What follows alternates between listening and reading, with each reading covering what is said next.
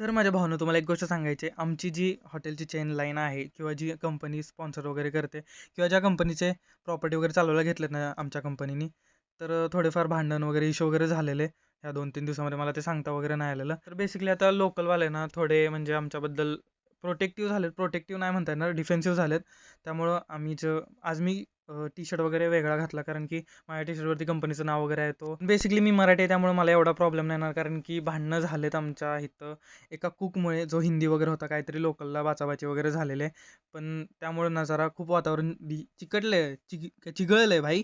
आणि भाई माझं पोट बिघडलंय अजून 5-6 दिवस झाला. अरे नीट नाही, अजिबात काय नीट नाही. नुसती डणगाळी लागले. त्यामुळे मी आज तूप भात वगैरे खाल्लंय. तर तूप वगैरे घेतल्यावरती मला ज्या मावश्या इथल्या मावश्या आहेत त्या म्हटल्या की गरम करा सर, म्हणजे ते जरा पातळ वगैरे होईल आणि खायला जरा बरं वाटेल. मग ठीक आहे, मग मी पातळ वगैरे केलं. परत जरा रेस्टला गेलो आणि माझ्या रूममधूनच जरा नजर ठेवली आणि भाई संध्याकाळचं एवढं लाईटी वगैरे लावलं, विला एवढा छान दिसतो ना की काय तुम्हाला सांगू.